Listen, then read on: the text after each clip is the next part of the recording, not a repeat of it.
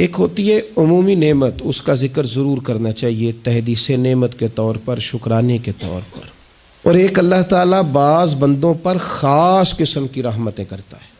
وہ جو خاص فضل ہے نا خدا کا، جو آپ کے پاس موجود ہے اور دوسروں کے پاس موجود نہیں ہے، اس کا ذکر نہ کرنا بہتر ہے۔ ایک چیز ایسی جو آپ کے پاس خدا کی خاص رحمت سے ہے، واللہ یختص برحمتہ من یشاء، اللہ تبارک و تعالیٰ بعض بندوں کو اپنی رحمت سے خاص کر لیتا ہے، اور آپ کے پاس ہے لیکن دوسروں کے پاس موجود نہیں ہے۔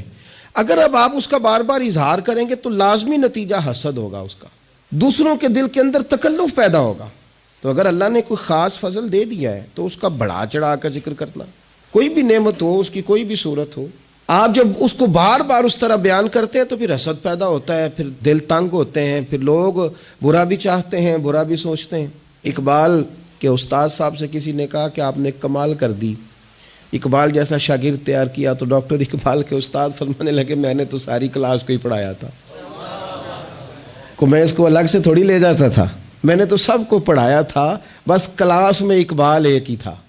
بعض اوقات بندہ ایک ہی ہوتا ہے، اسی ایک بندے پر کسی خاص انعام کا ہونا ہوتا ہے، لیکن اگر وہ خاص انعام آپ پر ہے تو اگر آپ اس طرح بیان کریں گے کہ دوسروں کی گردنیں جھکیں اور دوسرے خیال کریں۔ حضرت یوسف نے اپنے والد کو خواب سنایا ہے کہ میں نے خواب دیکھا ہے، انی رأیت احد عشر کوکبا والشمس والقمر رأیتهم لی ساجدین، میں نے دیکھا ہے کہ ستارے، سورج، چاند مجھے سجدہ کر رہے ہیں، ابا جی میں نے خواب دیکھا ہے۔ اب ان کے باقی بھائیوں نے یہ نہیں دیکھا، ان کے پاس یہ نعمت نہیں ہے۔ اب والد کیا کہتے ہیں؟ کہتے ہیں یا بنیا لا تقصص رؤیاک علی اخوتک، بیٹا یہ بات بھائیوں کو نہ بتانا۔ میں اپنے باپ کا یوسف تھا، اس لیے شاید سکون سے سو نہ سکا، بھائیوں سے ڈرتا رہا۔ لا تقصص رؤیاک علی اخوتک، بیٹا بھائیوں سے بات نہ کرنا، فیکیدوا لک کیدا، ایسا نہ ہو کہ وہ کوئی چال چلے، معاذ اللہ۔ کیوں چلیں گے وہ چال؟ ان الشیطان للانسان عدو مبین، اس لیے کہ شیطان آدمی کا کھلا دشمن ہے، ان کے دل میں بات ڈالے گا کہ تم بھی تو حضرت یعقوب کی اولاد ہی ہو، تمہارے پاس کیوں نہیں؟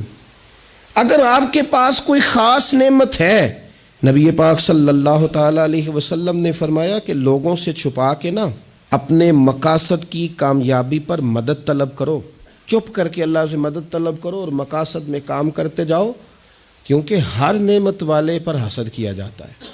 یہ جو بار بار بتانا، دکھانا، میں بھی ہوں، میں نے یہ کر دیا، میں نے دیکھا ہے خاندانوں میں ایک بندے پہ اگر فضل ہو گیا نا تو جان بوجھ کے بتاتا ہے، جب بھی خاندان والے جمع ہوتے ہیں کہتے ہیں جی میں تے انہیں ایک پلاٹ نہ لاہور بھی لے لیا، کیا کریں جی آنا جانا پڑتا تھا، لہذا پھر نہ بچوں سے کہا روز جو تم چکر میں پڑے رہتے ہو تو اسلام آباد بھی بناؤ گھر، بھئی آپ نے بنایا، دینا تو نہیں نا کسی کو، کسی کو جام رجسٹری تو نہیں نہ کرنی، تو بنا لیا تو پاس رکھو نا اپنے، کہنے کی کیا ضرورت؟ او میں نے تو جناب ایک گاڑی ہوتی تھی میں لے جاتا تھا تو بچوں کو تکلیف ہوتی تھی تو میں نے ایک اور خرید لی ہے۔ کس کو بتا رہے ہیں آپ؟ کیوں بتا رہے ہیں؟ صرف اس لیے کہ آپ پر حسد کیا جائے، پھر آپ کہتے ہیں پتہ نہیں کیا بن گیا۔ کیوں اس طرح اظہار کیا جاتا ہے اپنے رازوں کا؟